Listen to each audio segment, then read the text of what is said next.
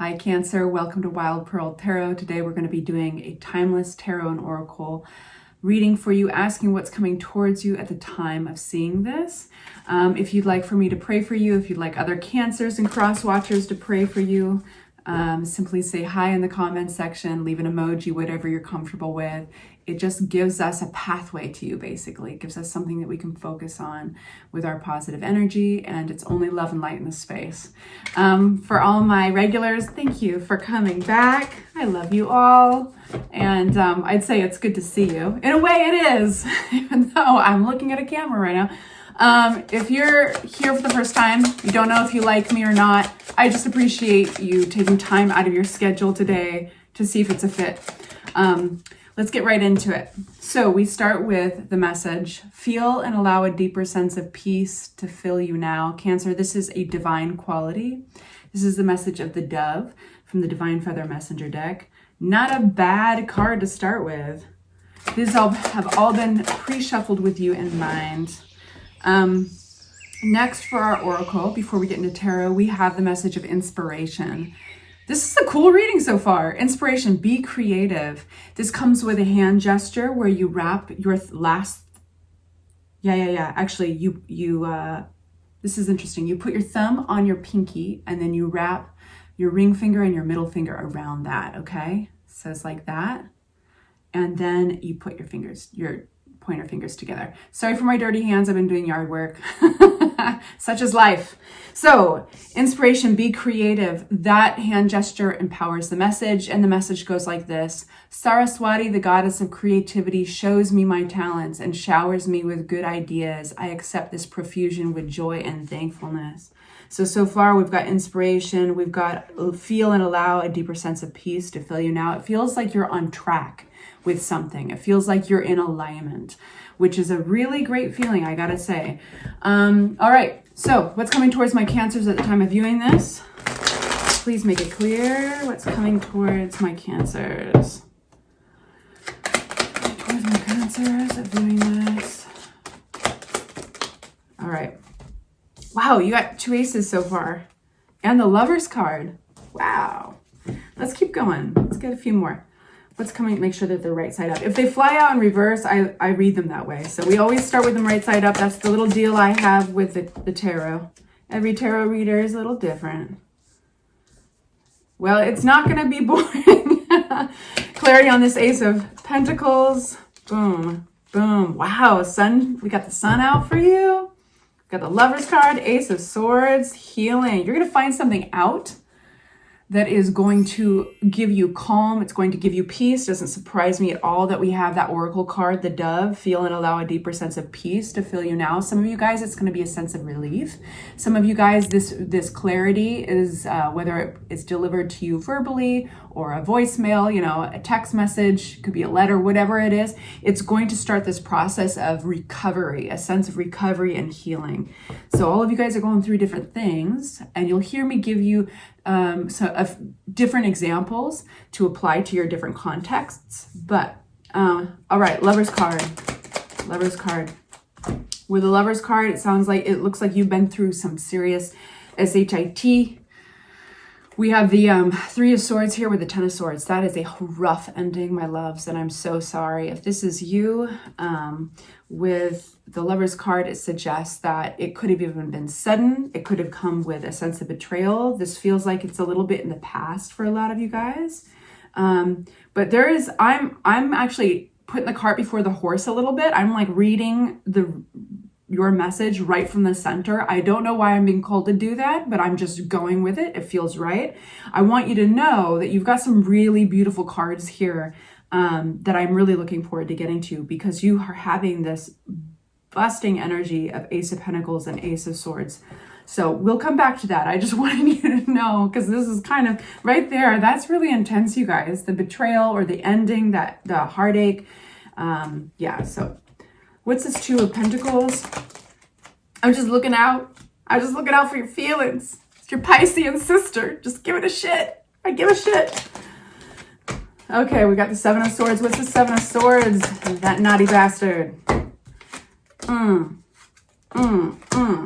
Seven of Swords is the card of deception. So I naturally want to attack it with more cards and find out what the heck it's about. At the bottom of the deck, we've got the Emperor card, taking control of one's life, taking control of one's scenario. We'll see what the Emperor's about. But we start with Ace of Pentacles. So Ace of Pentacles, this could be an upgrade in your life. This could be just confirmation of your value in a relationship. So far, what this looks like is you make the right choice. Of all your options, basically, you've made the right choice. It feels like you are making the right choice. You're steering in the right direction and you're going to get the reward. All right. And then we have that healing card. Okay, you guys, we have this clarity that's coming in for you. The Ace of Swords is an aha moment, and it's aiding you in traversing this path towards healing, towards completion. And then you're making fresh plans. This is Queen of Cups represents your energy, and Two of Wands is fresh plans moving forward. But it's important to note that this is a really good time to be writing things down, to be brainstorming. If you do vision boards, that sort of thing, you don't have to put action to it just yet. That will come next. It looks like you are gaining momentum, and it looks very positive. We don't have the Star card out here, but it feels hopeful. This is in the aftermath of what we've already covered, which is this betrayal, this heartache. I'm going to get a couple more cards on that. Just anything I need to know for Cancers to clarify why it's in the reading. We have the Moon card. Some of you guys, this came out of nowhere. We've got the World card as well. Some of you guys were in relationships long distance, or there's somehow distance that played a role. Doesn't have to, but what you don't see, and this is literally what this says, it's almost like it's so literal. What's hidden, the Moon. What you don't see is that this is actually a major completion. Completion of a cycle is the World card in a very wholesome way. So at the time, it felt probably awful. It felt wrong. It felt bad. Maybe it was sudden, made your heart effing hurt. What you don't realize, and what's going to become more and more obvious to you, is that this has been a bit of a blessing in disguise. There is this big expansion that's occurring after this ending. It's like a big growth spurt, essentially. I got to cover up her boobies. It's a big growth spurt with a World card there. And it's the beginning, actually, of what's going to be a pretty wonderful chapter in your life. And I know that if I'm catching you a little bit closer to this ending, and you haven't quite done all this Six of Swords healing yet, then that feels almost silly that I'm saying that, because you're still feeling the remnants of that heartache. And so sending you a big hug if you're in that place right now still. And I hope that it's resonating, and it feels like a confirmation and a comfort that this has not been all for nothing, that actually what you don't see, what's been hidden, is that this is actually a completion of a cycle, a major cycle. It's beginning a new positive cycle. I asked the cards what I needed to know about this, why it was coming out in your reading, and that's why. So it's interesting because we have two cards over here that are upside down. And when you get these two cards, the Hanged Man and the Two of Pentacles upside down, it's a big wishy-washiness of stagnant energy. It's like we're going nowhere, spinning our wheels. I don't know, maybe we're waiting for something. It's like this sense of like waiting for movement in your life, waiting for something. And it can be a very frustrating place. Some of you guys have been in this cycle of cloudiness for a while, and you're coming out of it, and the only thing that's going to lead you out of it, and that has been giving you progress in this area, is your intuition. The High Priestess, she's the only one that's upright, so she's helping navigate you out of this place of cloudiness and wishy-washiness, of stagnant energy. Nothing is a waste. When we are in that stagnant place, sometimes I call it percolating, like a coffee pot, right? Sometimes it can be productive, but it's all subconscious. It's all kind of like I think a lot that goes into life is timing beyond our control. There's sometimes things that are coming into alignment around us. It's not just our lives them like by itself, that needs to come into alignment for certain things that we want to occur. So I like that thought, but also we can feel this stagnant energy when we're when we're out of alignment, when we've been going in the wrong direction. And sometimes we get so used to that feeling that we call it normal. And that's oftentimes when tower moments occur, things outside of our control that can at first seem heartachy or feel sudden or sad or hard because we're not in control.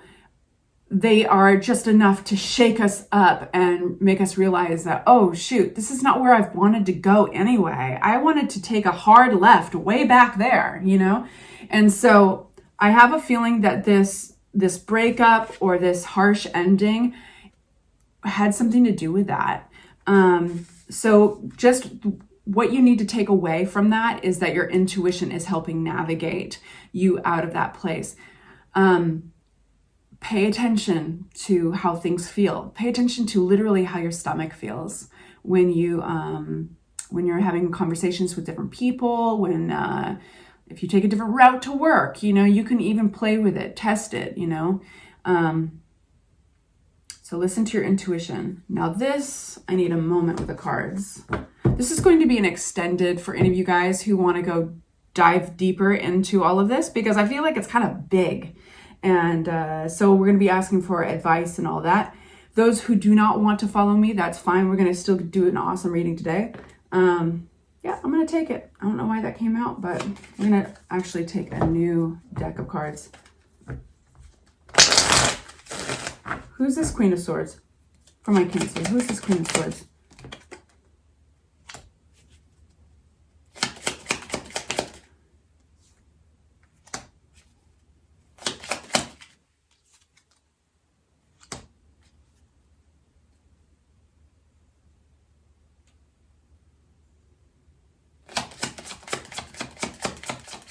Listen, there's our Emperor again. I knew he was going to come back into the reading. Okay, listen, you might be in a situation, could be at work. It could be regarding the rules of engagement, the belief systems that you've committed yourself to in a way. And I'm being broad on purpose because this can rule over religious groups. It can rule over if you're a part of the PTA, you know, it's like we all adhere to these rules. We're all equally committed. You know, we make these rules in all sorts of contexts, right? Whether it's our code of conduct at work, if it's a religion, a church that we go to. And the reason I'm being broad is because there's the deception card of the Seven of Swords that comes out with this set of commitments that you've made. And this rules over marriage too, so it could be within your marriage. But there's this sneakiness. It feels for most of you guys that it's actually not so much a marriage and an interpersonal relationship as it is a group that you belong to. Freya's here. She says hello. A lot of my Cancer friends have this chemistry with Aries. Do you guys have? How many of you guys are married or dating in Aries? It's an interesting combo. I see that all the time. Freya's an Aries. She just wants to say hello to her Cancer friends. So this is important. In the scenario where you get something switched on you, like it's this feeling of like, wait a minute, that's not what I committed to, or like, oh, this is what we're doing now. There's something kind of sneaky. Maybe somebody's like loosening up on the rules or whatever it is. You actually hold a lot of power in this situation, more so than you might think. And that goes for if this is somebody being sneaky within a marriage. It's going to take great strength. The Strength card came out with her, the Queen of Swords, but I think that you are stepping into the role of the Queen of Swords where you're actually laying down the law. And you're saying, not me. No, like you can slip up on the rules that we committed to. You can slip up on the code of conduct, so to speak. I'm not. In fact, I'm going to double down and I'm going to show you what commitment looks like. And that's the Eight of Pentacles, that hard work and focus, and the Nine of Cups, which is actually, you're going to be very proud of yourself in hindsight without ego. Like you're going you're going to look back and be like, wow, I went into a different place. That's a different side of me. And you're going to be proud of it. And so you're basically bossing up with the Emperor card. The Emperor was at the bottom of the deck as well. And it's just like, you can let your integrity slip, but I'm not going to let mine. And in fact, if it gives you more fodder, more fuel to kind of to show, to step up and show just how strong your integrity is. It's pretty cool. I'm going to go on to the extended. I hope that was helpful for all of you who don't want to follow me. If you would like to follow me, that link will be in the description box below, and we're going to ask for advice and just a bigger picture with all of this. Take good care. Consider liking and subscribing if this was helpful. Bye-bye.